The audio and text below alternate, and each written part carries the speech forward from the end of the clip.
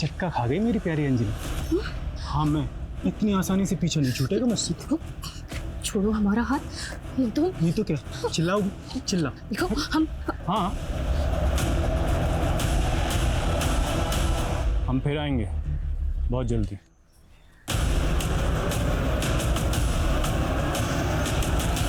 बताना कौन था वो?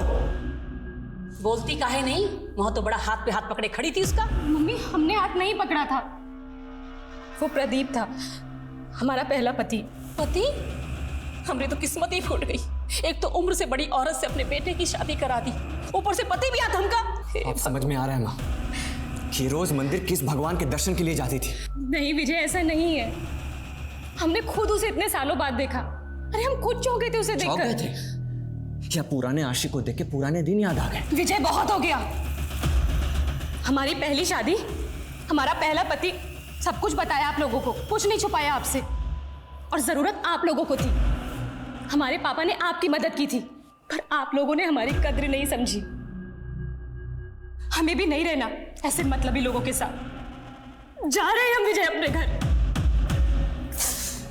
बुद्धि खोड़ी लाल लगान, खाए चना और बोले बादाम। अंजलि बेटा, एक बार और सोच। नहीं पापा, अब हम विजय के पास नहीं जाना चाहते। अब हमसे और सहन नहीं होता है पापा। बेटा, सहना तो तुझे यहां भी पड़ेगा। तू तो अपने भाई भाभी को जानती है ना। अब ये दोनों बिजनेस भी संभाल रहे हैं। अब हम में ताकत नहीं है अपनों से लड़ने की। पर पापा, क्या हमारे इस घर पे कोई हक नहीं है? बेटा, ये 30 लाख की एफडी है, ये मैंने तेरे लिए बनवाई थी। बेटा, किसी को बताना मत। ये एफडी 1 साल में मैच्योर भी हो जाएगी। बेटा, तब तक एक कोशिश करके देख ले, शायद विजय का दिल तू जीत पाए।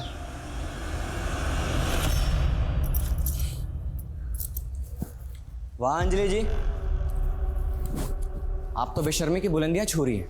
नहीं, आते ही अपने पुराने पतिदेव से मिलने निकल पड़ी। विजय, हम मंदिर जा रहे हैं। हमें मंदिर जाके थोड़ा सुकून मिलता है। पर अगर आपको हमारे ऊपर शक है तो आप भी चलिए ना हमारे साथ। नहीं, तुम्हारा रंग रलिया देखने का कोई शौक नहीं है हमें, और मंदिर जाने की कोई जरूरत नहीं है। मंदिर जाने में क्या दिक्कत है विजय? तो मंदिर नहीं जाओगी? हम जा रहे हैं ना प्रभु से तुम्हारे लिए सद्बुद्धि मांगने। चलो विजय बेटा, हमको मंदिर छोड़ देना, तुम वहां से ऑफिस निकल जाना। जी माँ। लेकिन विजय, हम रोज मंदिर जाते हैं। रोज मंदिर जाती थी, पर आज नहीं जाना। लेकिन क्यों? बोला ना, ना मतलब ना।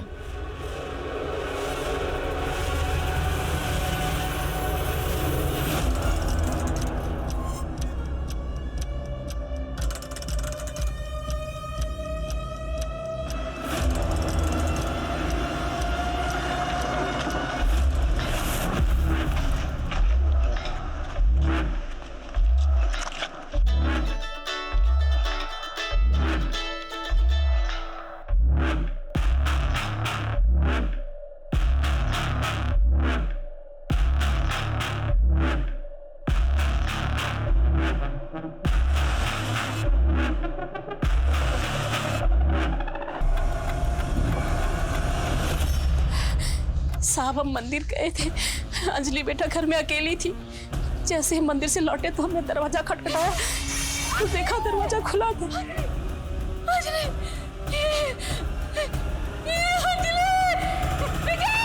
अंजलि की हालत देख के हमारा सर चकरा गया था साहब। हमने फौरन अपने बेटे विजय को बुलाया साहब। आप लोगों में से किसी ने घर के अंदर आते जाते किसी को देखा था? नहीं साहब, हमारे घर का दरवाजा तो बाहर से किसी ने बंद कर दिया था। सर हमारा भी। तो आप लोग बाहर कैसे? हमारे घर का दरवाजा तो विजय ने खोला। हाँ साहब। हाँ सर, हम लाश को देख के बहुत डर गए थे सर, इसलिए सर हम बाहर मदद के लिए आए थे, पर कुछ दिखा ही नहीं सर। पड़ोसी से बहुत आवाजें आ रही थी सर, इसलिए मैंने जाकर दरवाजा खोल दिया। घर में घुसने से पहले पड़ोसी की कुंडी बंद की गई। हाँ, तो जो भी किया गया बड़ी प्लानिंग से किया गया। पिछले दिनों आपने किसी ऐसे अनजान आदमी को यहाँ पर देखा जिसको देखकर आपको कुछ अजीब लगा?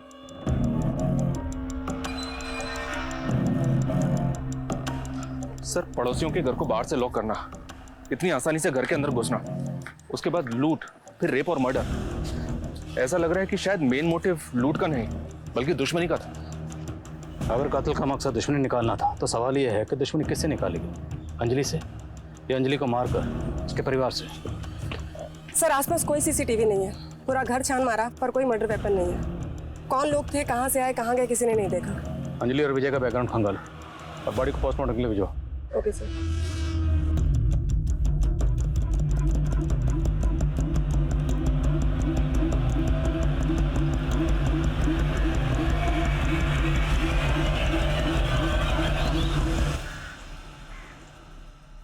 सर एक नया एंगल सामने आया। अंजलि के पति का एक ड्राइवर है दीनाराम। विजय ने सुबह 5 लाख रुपए लेकर दीनाराम को अपने घर भेजा था, लेकिन सर वो गाड़ी और पैसे दोनों लेकर फरार है।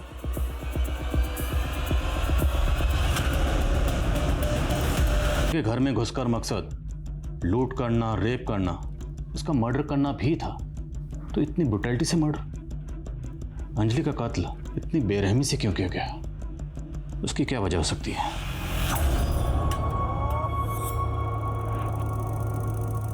हमारी ही गलती थी।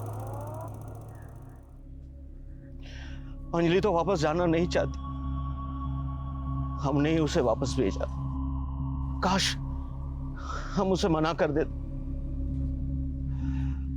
विजय ने ही मारा है मेरी बेटी को।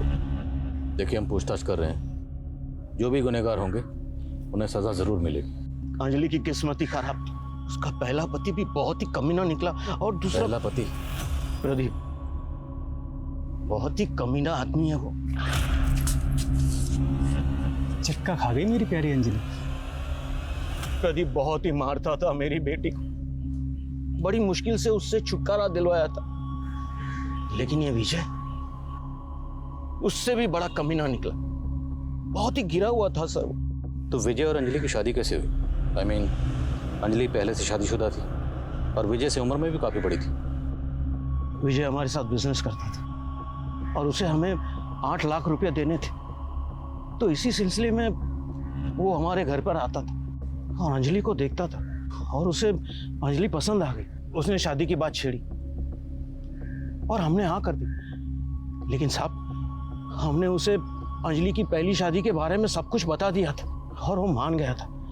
उसकी अच्छाई को देखकर उसके गले को इतना धीरे धीरे इंच इंच करके काटा गया कि उसके फेफड़ों में खून जमा हो गया। मतलब लूट और रेप सिर्फ एक डायवर्जन था, असली मकसद दुश्मनी निकालना ही था। पूरी फैमिली की डिटेल्स निकलो और दीनाराम के साथ जो मेट थी, क्या नाम है? दुलारी। पता करो इस वक्त दोनों का।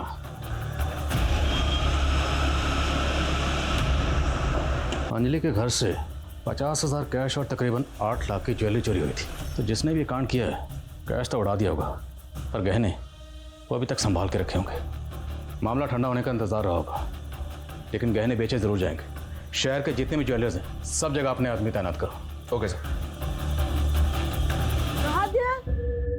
सुहाद्या, सुहाद्या, कहाँ है बेटा?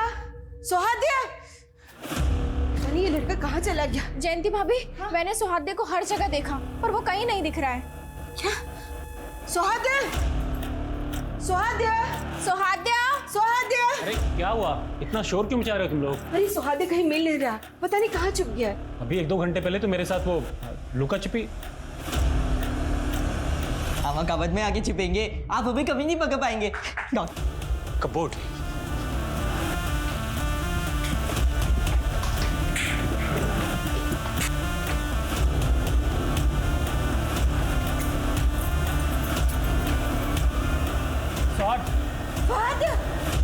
सुहार्द, मैं पानी लेकर आती हूँ। सुहाद्या, बेटा को बेटा जीत गया पापा, जीत गया।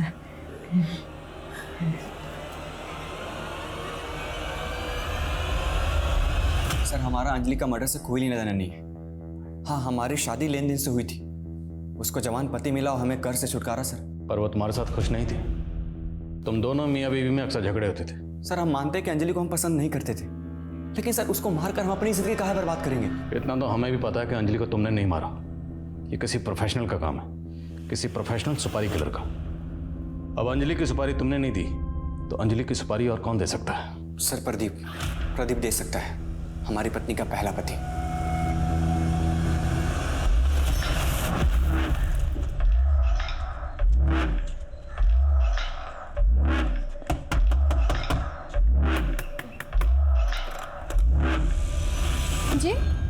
दीदी 2 दिन से बच्चे भूखे हैं, बहुत भूख लगी है दीदी, खाने को कुछ मिलेगा? ठीक है, तुम रुको, मैं कुछ लेकर नहीं थे। झूठ बोल रहे हैं सर, मनीष भाई साहब को सब पता था। दरअसल रूपा और अजित के रिश्ते को उन्होंने ही बढ़ावा दिया था। क्या?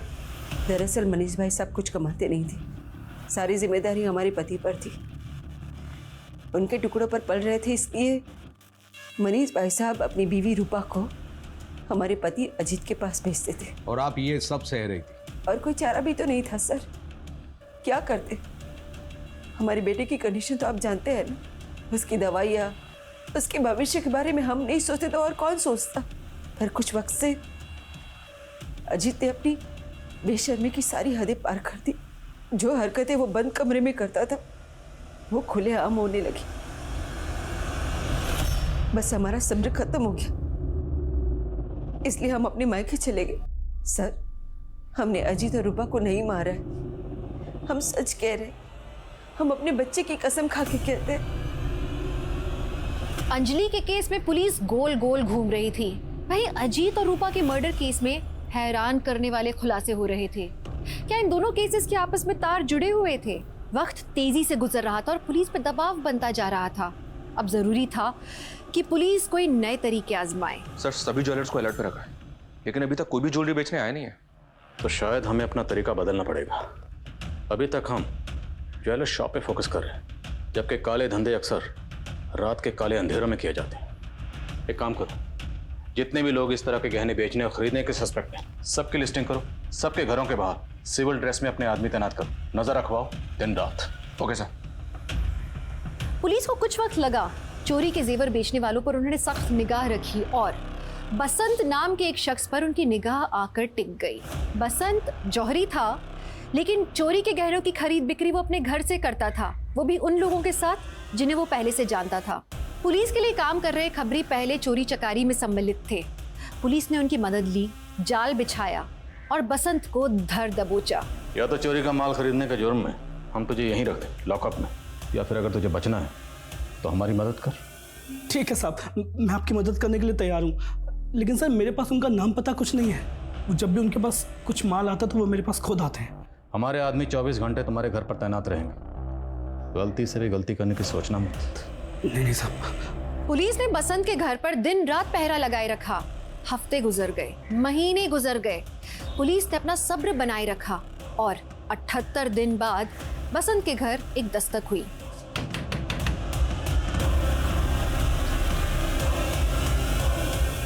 बसंत भाई से मिलना। अरे कौन है साहब, कौन है? विशाल, चेक करो थाला।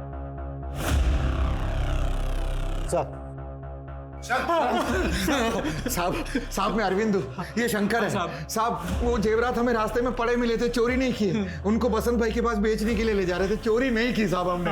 आपको लगता है कि इस उम्र में हम चोरी चकारी करेंगे? हम मामूली से इंसान है साहब, एक टोकरी चाकरी करने वाले। वो गहने नीचे पड़े दिखे ना तो लालच आ गया साहब और चले गए बसंत भाई के पास। तुम लोग नौकरी पेशे वाले मामूली लोग हो ना, तो चोरी चकारी का माल खरीदने वाले बसंत को कैसे जानते हो? वो क्या? जब तक सच ना बोले मरम्मत चालू रखो। चोरी नहीं की साहब, तो। और कौन कौन शामिल है तुम्हारे ग्रोह में? बोल दो, छोड़ दूंगा। मैं ये कुछ पुराने केसेस देख रहा था, इसमें साउथ का गैंग है पांडुपालिया, जो लोगों के घर में घुसकर रेप करता है, मर्डर करता है और चोरी चकारी करता है। इस गैंग के बारे में मैंने भी सुना है। ये साउथ के कोई आदिवासी या बंजारी लोग हैं, लेकिन सर ये लोग अभी तक नॉर्थ इंडिया में एक्टिव नहीं हुए। हाँ, बट इनकी जो मोडस ऑपरेंडी है वो सेम है जैसे हमारे यहाँ हो रहा है। ये जिस भी मोहल्ले में घुसते हैं, सबसे पहले मोहल्ले में घुसकर पड़ोसियों के घर की कुंडी बाहर से बंद कर देते हैं, फिर दरवाज़ा नॉक करते हैं और दरवाज़ा खुलते ही जो भी शख्स सबसे पहले इनके सामने आता है उसके सर पर डंडे से वार करते हैं। ये विक्टिम का गला धीरे धीरे काटते हैं और विक्टिम के चीखने की, कराहने की आवाज़ सुनते हैं। और ये लोग पूर्णिमा को शुभ मानते हैं। और ये पूरी लूटपाट करने के बाद लूटपाट का जो माल है उसे बेचने के लिए गिरोह के यंग लोग नहीं बल्कि बुजुर्ग लोग जाते हैं, ताकि किसी को अरविंद और शंकर की रिमांड कब खत्म हो रही? 10 दिन बाद सर। और पूर्णिमा कब? 4 दिन बाद। अरविंद और शंकर से कहो कि 10 दिन से पहले हम उन्हें छोड़ने वाले नहीं हैं। Okay sir. Tripathi sir. Purnima 365 साल में एक बार आती है, जब पृथ्वी चंद्रमा के बहुत करीब होता है। पता है भाई, मुझे इसलिए साहब को तो पहले से बोल के रखा हूँ कि शरद पूर्णिमा की पूजा की छुट्टी मुझे चाहिए। साहब सर छुट्टी बुलाता है पूजा की। सब शरद पूर्णिमा की छुट्टी चाहिए सर। सब लोग शरद पूर्णिमा पे छुट्टी मांगेंगे तो थाने में कौन बैठेगा? हाँ साहब 1 मिनट आइए ना। साहब बात सुनिए साहब। क्या हुआ? क्यों साहब सब चिल्ला रहे हो? हाँ? हम लोगों को कब छोड़ेंगे? 6-7 दिन लगेंगे साहब बहुत देर हो जाएगी साहब, 1-2 दिन में छोड़ दीजिए ना। अभी इनको जो बोला सुना नहीं तुमने? कम से कम 6-7 दिन लगेंगे, समझ में आया? साहब हम आपकी मदद करने को तैयार हैं, पर आपको भी हमारी एक शर्त माननी होगी।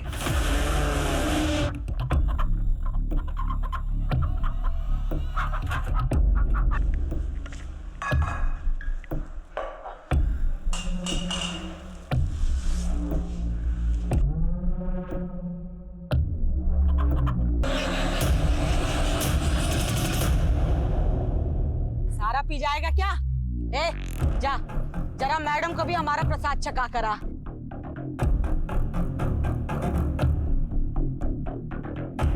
परंपरा से बढ़कर कुछ भी नहीं साहब। हम अपने गिरोह से गद्दारी तो नहीं कर सकते, लेकिन आज आपने जो हम पर एहसान किया है उसे चुकाने के लिए हम कुछ भी करने के लिए तैयार हैं। हाँ साहब, हम बता सकते हैं पांडुपलिया गैंग तक कैसे पहुंचा जाए।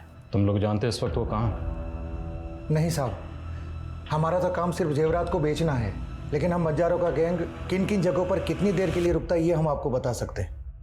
किन किन जगहों पर?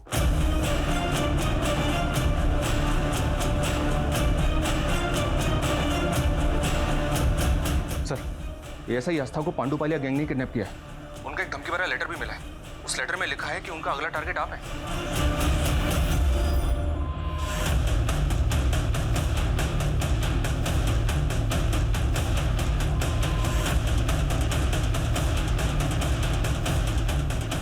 जैन सर।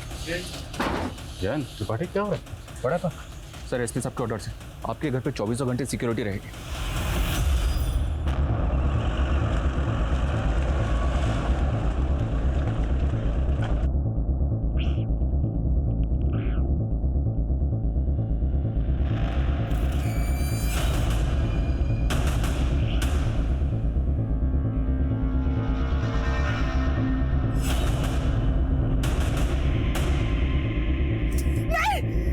पूर्णिमा खून से नहाऊंगा मैं।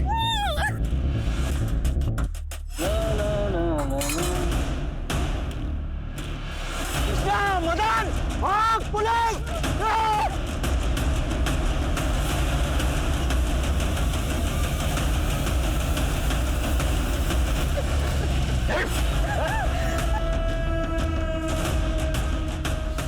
चल हासा। जैन सर। ठीक हो तुम? बच गए आप। अगला नंबर आपका ही था। ये पूर्णिमा आपके लिए भी शुभ रही। तेरी पूरी जिंदगी जेल की काली अमावस में कटेगी। लेके जा। आएंगे हम, आशीर्वाद से बाहर आएंगे। अगले कुछ महीनों में पुलिस ने पांडुपालिया गैंग के कई सदस्यों को गिरफ्तार किया, जिसमें 10 साल के बच्चों से लेकर 70 साल के बुजुर्ग तक शामिल थे। ये गैंग एक मोडस ऑपरेंडी पर काम करता था। औरत और बच्चे जगह जगह पर घूमकर ऐसे घरों का पता लगाते थे जहां सदस्य कम हो या जहां बुजुर्ग रहते हो या औरत अकेली रहती हो।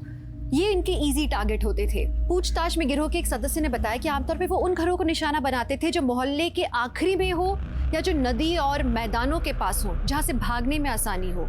मैं इस बात को अच्छी तरह से समझती हूँ कि हमारे समाज का एक बहुत बड़ा तबका है जिसके साथ सालों से नहीं दशकों से अन्याय हुआ है और उन्हें अपनी जिंदगी को बेहतर बनाने का मौका कभी मिला ही नहीं। लेकिन इसका मतलब ये कतई नहीं कि कोई जुर्म का रास्ता इख्तियार कर ले। इस तरह से तो पिछड़ा वर्ग और पिछड़ा हो जाएगा और पिछड़े वर्ग का हर सदस्य मुजरिम बन जाएगा। लालच एक ऐसा नशा है जो जमीर पर हावी हो जाता है। इंसान सही और गलत के बीच में अंतर नहीं कर पाता, कहाँ रुकना चाहिए वो समझ नहीं पाता। ऐसे गैंग्स लोगों की जिंदगियां बर्बाद कर देते हैं, लोगों का सांस लेना मुश्किल कर देते हैं। आज पुलिस की पुरजोर कोशिशों के बाद पांडुपाल्या गैंग का आतंक कम हो गया है। इस खौफनाक गैंग को रोकने के लिए यूपी पुलिस ने जो दिलेरी दिखाई वो सराहनीय है। टीम क्राइम पेट्रोल की तरफ से मैं आज उनकी बहादुरी को सलाम करना चाहती हूँ। आप सतर्क रहें, सुरक्षित रहें। इसी आशा के साथ मैं दिव्यांका त्रिपाठी दहिया लेती हूँ आपसे विदा। फिर मिलूंगी अगले